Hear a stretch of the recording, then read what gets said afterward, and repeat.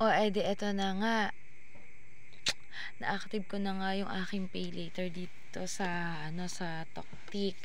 Tapos ngayon nga, 'di ba nagkaroon ako ng 5,000 na offer. Tapos inutang ko nga siya ng inutang tapos binabayaran ko, gano'n. Tapos, mga kami, so yung tita ko kasi ay ano siya, nagpautang siya ng cellphone. So iniuutang ko talaga siya sa ano, sa Orange Basket, sa aking SPay later. Ay ang kaso mo nga, nagamit ko yung credit ko doon. And then ngayon, sabi ko, tamang-tama, dito ko na lang siya iuutang sa aking pay later dito sa ano, sa Tokti. Kasi nga, meron ngang 5,000. Adi, yun, dito ko siya iniutang, mga kami. So, ang inuutang namin dito sa pay later ay ang kanyang Infinix Smart 8 Pro. O, diba? 128 GB yun, mga ka-idol. Ganda kaya ng camera nun. Kaso nga lang ang mahal din naman ayan, para maniwala kayo mga ka-idol na kami ay nakautang ng cellphone dito sa Toktik sa aking pay later. Para naman sabihin yung hindi ako nagagawa-gawa. Ano? Alam niyo mga ka-idol, yung mga pinopost ko dito sa aking Toktik account ay mga pawang katotohanan. Hindi ako nagbibiru-biru sa inyo. Ito ay mga totoong experience ko, mga ka-idol.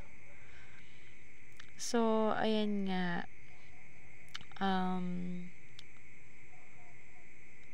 So, ayan yung order namin. O, ayan.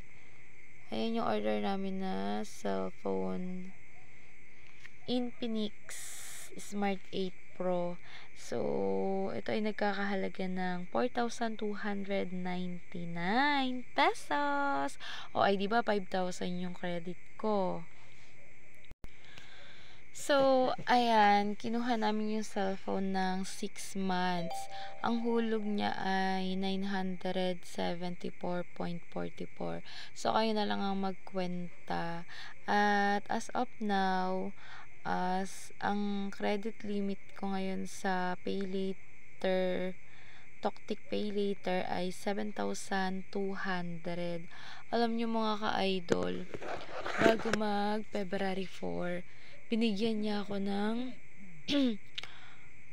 parang I think 1.5. Binigyan niya ulit ako. Kaso nga lang, yun yung parang extra limit lang. So, may expiration siya hanggang February 4 nga lang. Kaso nga lang, syempre, wala naman akong uutangin. At saka, pag nangutang ako, madami pa akong utang. Kaya, sabi ko, wala na. Hindi naman siya pwedeng, i-convert sa cash. So, yung pinigay niya na, 1.5, parang ganun, nawala. And then, ang credit limit ko na lang ngayon ay na-available ay 1,082.58 pesos. Kasi nga may utang din ako. Ayan mga ka-idol. So, maganda rin na meron kang pay later dito sa Toktik. Lalo na yung mga mahihilig at devoted dito sa Black App.